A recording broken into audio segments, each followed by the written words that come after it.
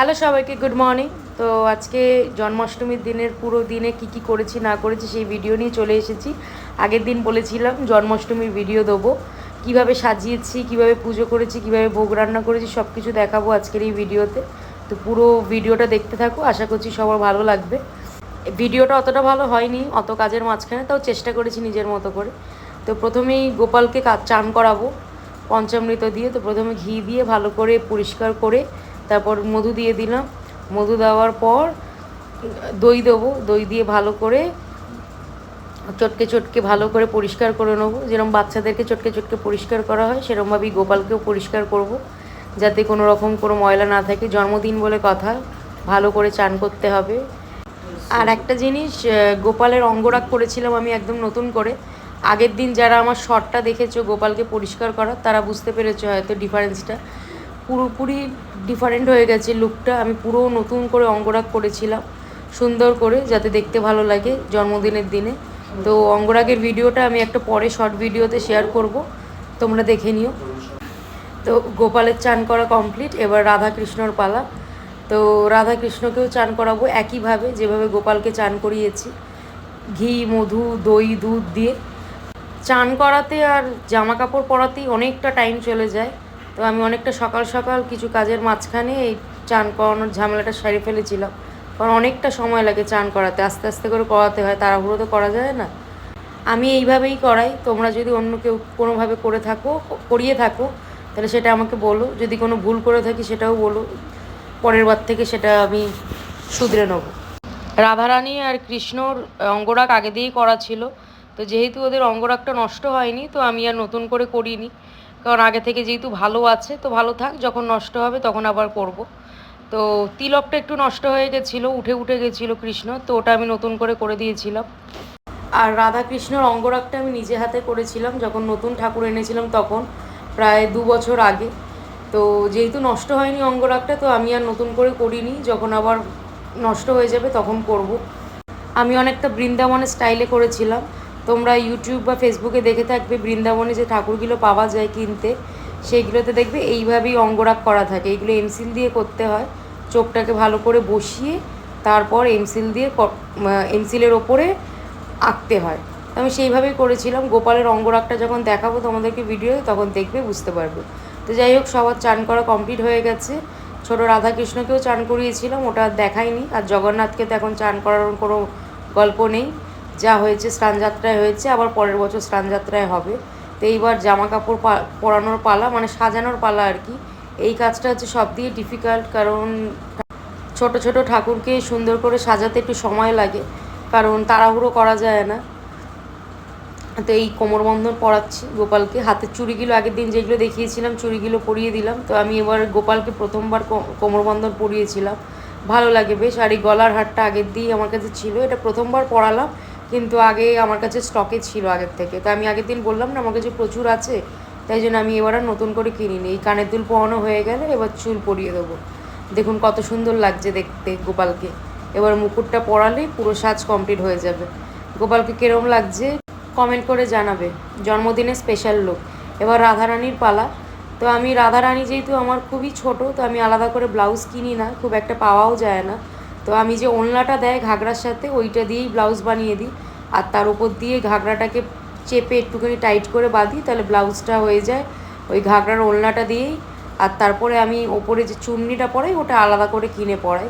তো হাতে চুড়ি পরিয়ে দিলাম গোপালের মতনই রাধারানীকে সেমভাবে। আর এই যে গলার হারটা আগের দিন কিনেছিলাম, তো আমার মনে হলো রাধারানীকেই বেশি ভালো লাগবে, তাই জন্য আমি রাধারানীকেই পরিয়ে দিলাম। দেখতে বেশ ভালোই লাগছে, একটু হেভি লাগছে, ভারী লাগছে, কিন্তু ভালো লাগছে। তো গোপালের মতো সেম কোমরবন্ধন রাধারানীকেও দিয়েছিলাম। আর এই যে কানের দুল, এই ছোট ছোট কানের দুলগুলো পরাতে খুব প্রবলেম হয় ঠাকুরের কানে, কারণ পেছন দিক গুজিটা আটকাতে সব দিয়ে বেশি কঠিন ব্যাপার আর কি। যাই হোক, একটু ধৈর্য ধরে পড়ালে বেশিক্ষণ টাইম লাগে না। আর এই হলো চুলটা অ্যাকচুয়ালি মুকুটের সাথে সেট করা, আমার বাবা করে দিয়েছিল সেটটা। তো আমি আর নতুন করে অন্য কোনো মুকুট পরাই না, ওইটাই পরাই, ওটা ইজি হয় পরাতে আর কি। তো এই চুন্নিটা পরিয়ে দিয়েছিলাম, খুব সুন্দর লাগছিলো দেখতে, আমার নিজেরই ভালো লাগছিলো। তোমাদেরও কীরকম লাগলো কমেন্ট করে জানিও।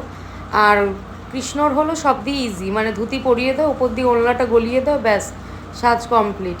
আর এই কৃষ্ণকে এই লম্বা লম্বা মুক্তোর মালাগুলো বেশ ভালো লাগে, পরালে, তো এইগুলোই আমি পরাই। আমার কাছে 2-3টে আছে, অল্টারনেট করে পরাই। আর সেম ওই চুড়ি পরিয়ে দিলাম আর কানেরগুলো পরিয়ে দেবো, তাহলেই কৃষ্ণর সাজ কমপ্লিট। কৃষ্ণর সাজে কোনো হ্যাপা নেই, বেশি টাইমও লাগে না। টাইম লাগে গোপালের সাজে আর রাধারানীর সাজে।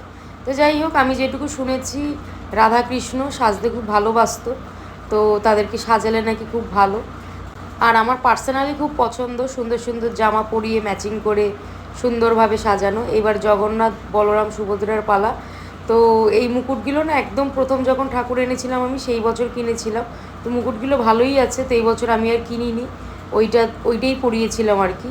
তো জগন্নাথকেও সাজানো হয়ে গেছে, তো ফাইনালি সবাইকে সাজিয়ে গুজিয়ে আমি সুন্দর করে বসিয়ে দিয়েছিলাম। এদিকে রান্না বান্না শুরু হয়ে গেছে ভোগের, তো প্রচুর রান্না ছিল, দেখানো সম্ভব না।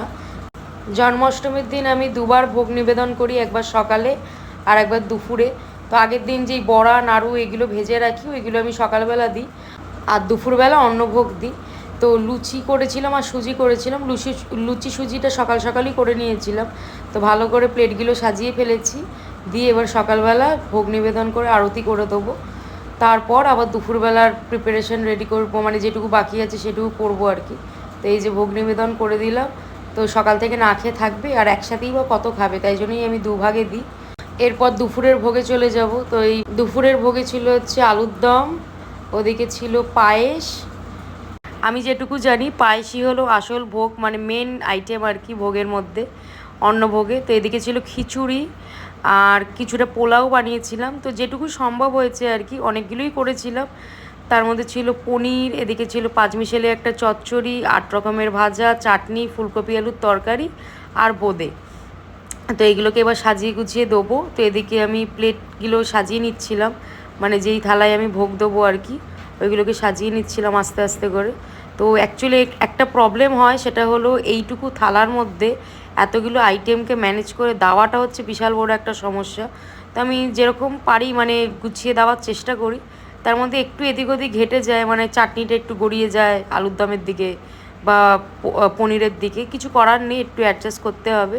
তো পায়েসটা আমি অন্য বাটিতে দিই, এত বাটি আমার কাছে নেই যে বাটি বাটি করে দেবো, আর জায়গাও নেই।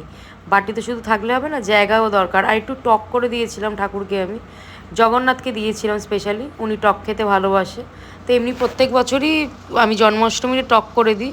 এবছর দিয়েছিলাম কুমড়ো আর ঢ্যাঁড়সের টক।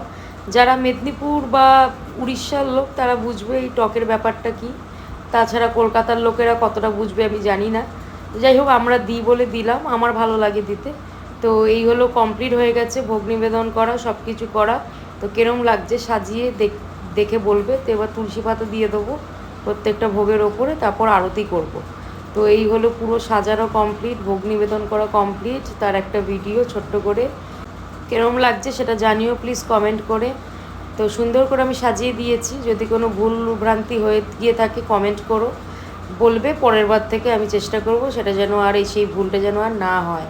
তো এবার আরতি করার পালা, প্রথমে ধূপ দিয়ে করব, তারপরে একে একে যেরমভাবে 7 রকমের আরতি হয় সেগুলো করব, করে আরতিটা কমপ্লিট করব। এই 7 রকমভাবে আরতি কেন করে বলো তো, এর একটা গল্প আছে। আজ আর বলবো না গল্পটা, এটা একটা অন্য দিন বলবো। পুরো ভিডিওটা কিরম লাগলো বলো, পুজোটা কিরমভাবে করেছি সেটাও বলো। আমাদের বাড়িতে কোনো ঠাকুরমশাই আসে না পুজো করতে, আমি আগেও বলেছি একটা দুটো ভিডিওতে। তো নিজেরাই করেছিলাম নিজেদের মতো, ঠাকুর এটাতেই বেশি খুশি হয় আমি যেটুকু জানি। এবার যার যার মত, যার যার বাড়ির নিয়ম, সেটা আলাদা ব্যাপার। তো যদি কোনো ভুল ত্রুটি হয়ে গিয়ে থাকে সেটা বলো, অবশ্যই বলবে, যাতে পরের বার ঠিক করে নিতে পারি।